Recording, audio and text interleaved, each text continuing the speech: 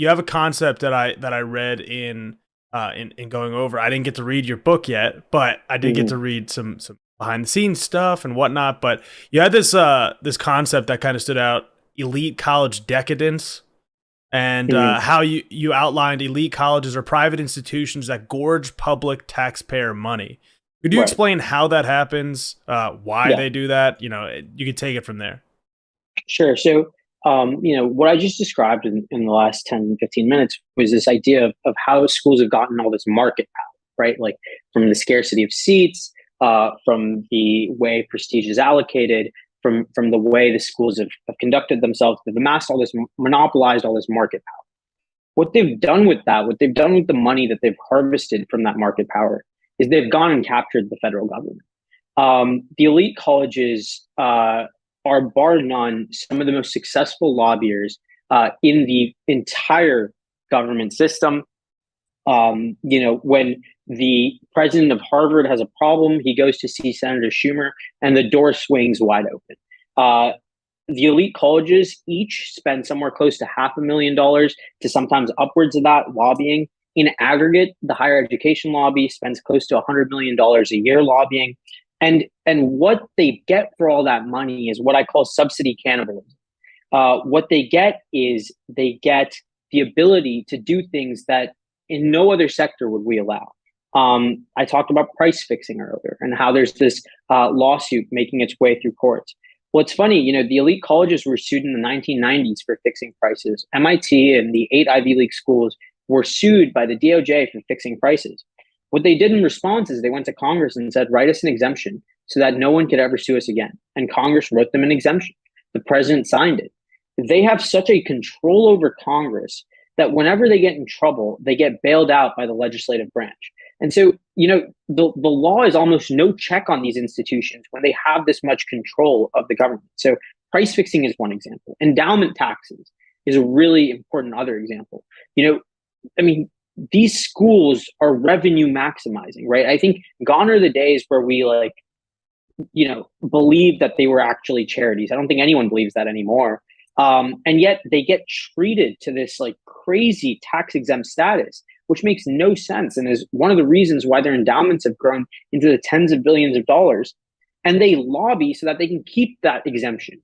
Whenever anyone tries to up the endowment taxes, they basically just drown them in a wave of campaign contributions and lobbying spending and so on and so forth. And so it never really takes off. Even when the Trump administration, which are culturally opposed to the elite colleges, tried to implement an endowment tax, it was like a measly 1.7% on endowments over $500,000 per student, on income gains, not on the total amount of the endowment. So I mean, it was like a penny on every dollar they make, not every dollar they have. And so I mean, that's nothing, right? Like that's a crazy low tax, and that's because of how much capture they have. I mean, they've also used this for all sorts of other subsidies, from research spending, even if they're not doing a good job with the money on the research they should be doing, even if they're not taking good risks.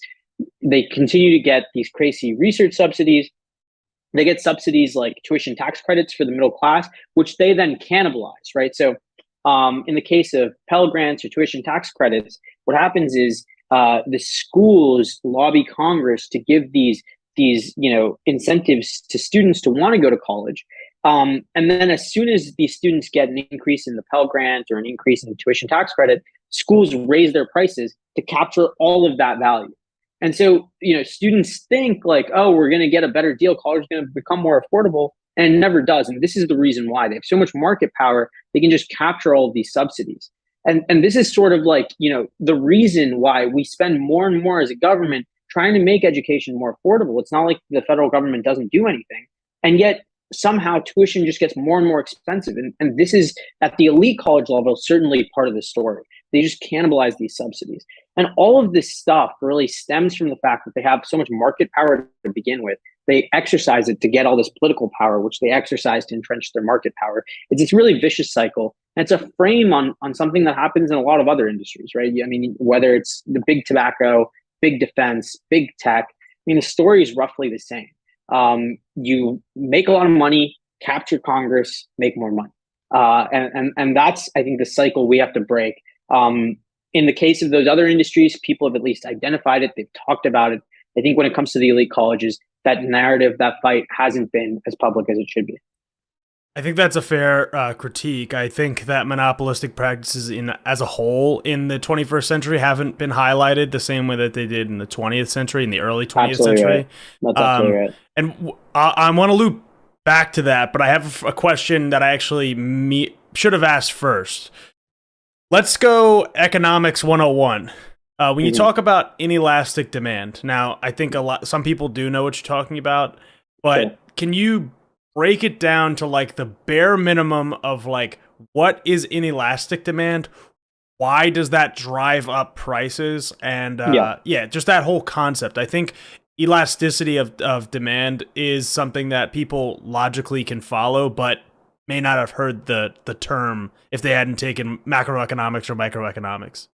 Sure. Yeah. And sorry, I don't mean to use jargon. I think like No, too and it's often people, that's yeah, the show. A lot of people yeah, that are here, they might be plugged in one different area, right? So it's right. jargon's good, but Yeah. Yeah. I like to slow it down sometimes and That's like and that's dive in. 100% right. That's awesome. So yeah, so I guess the easiest way to explain what demand elasticity, I mean, all that really means is, even if the price goes up, you still need the thing, right? So imagine something like water.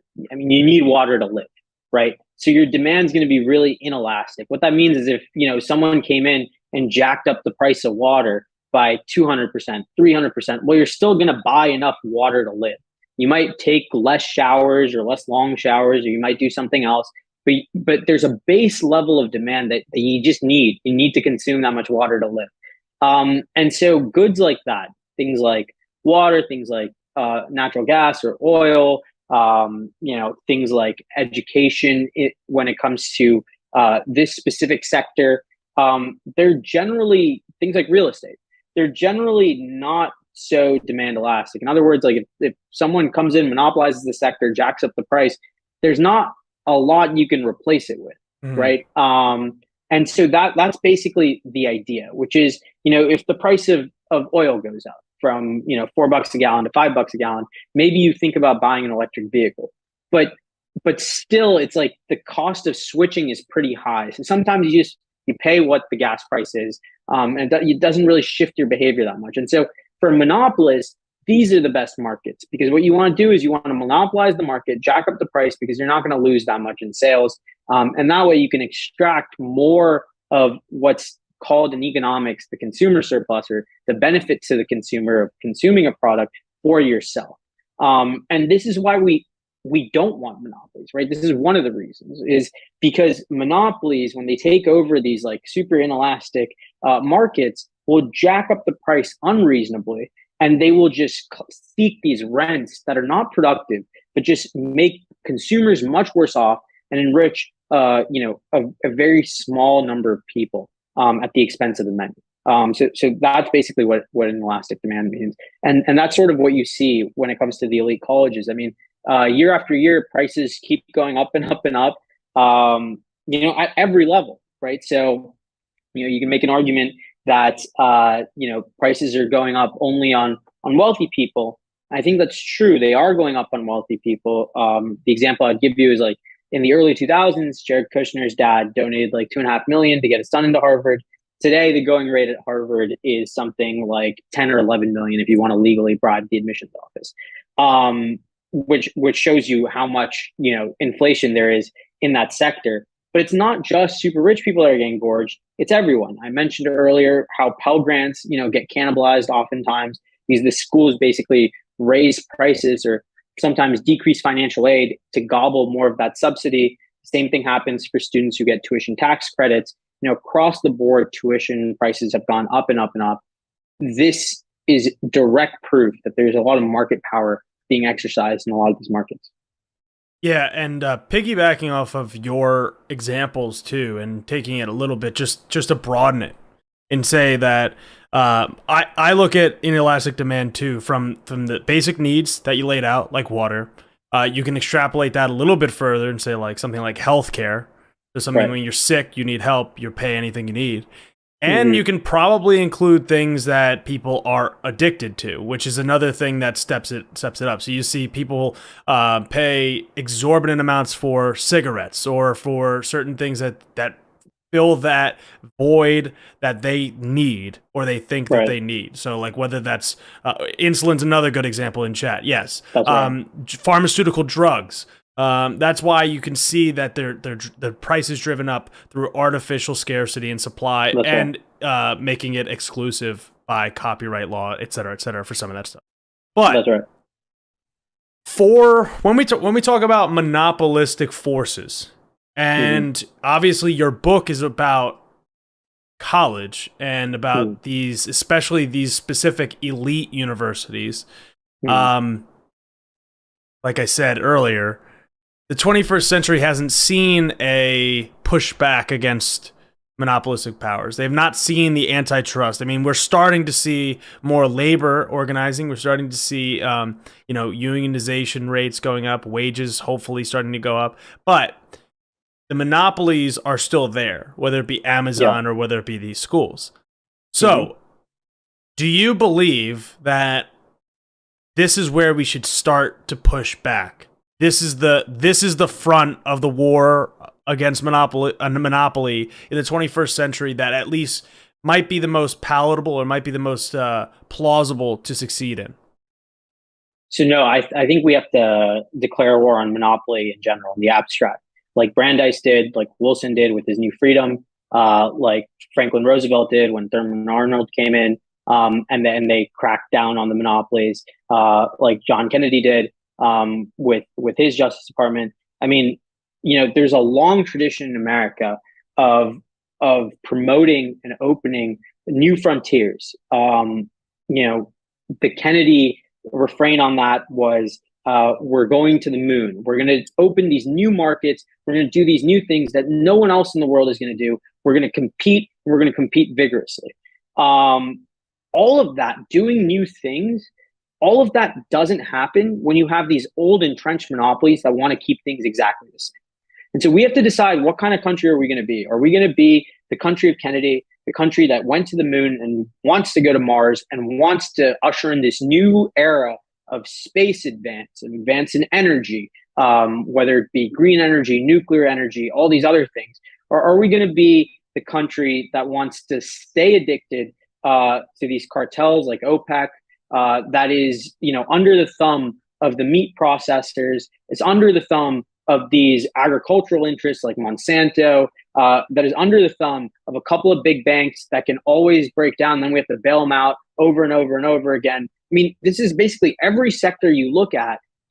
This is the central theme. And I think the elite colleges is the one I've written about, is the one I've focused on. But I think we need a whole of economics revolution, a whole of politics revolution, a completely different type of politics, a new ambition to take on these monopolies, to break them up in the way a Teddy Roosevelt would have, in the way a Woodrow Wilson would have, a Brandeis would have. I mean, this is the American tradition. I think this today is the great fight for democracy. Are we going to have economic liberty? Because until we get a handle on these issues, it doesn't matter if you can vote if the guy you send to Congress is owned by the corporations anyway. It's almost like we have all of the symbols and none of the substance of democracy. I think these are the challenges that we have to address if we want to restore democracy, which seems to me the great political project of our time. Yeah, and piggybacking off of that again is not only economic liberty, but economic justice and standing up for workers' rights and standing up for the rights of everybody, from the stay-at-home mom to the guy that's laying tracks for the railroads, to the person in the barista, to the person laying in the warehouse doing it. It's all encompassing. All encompassing.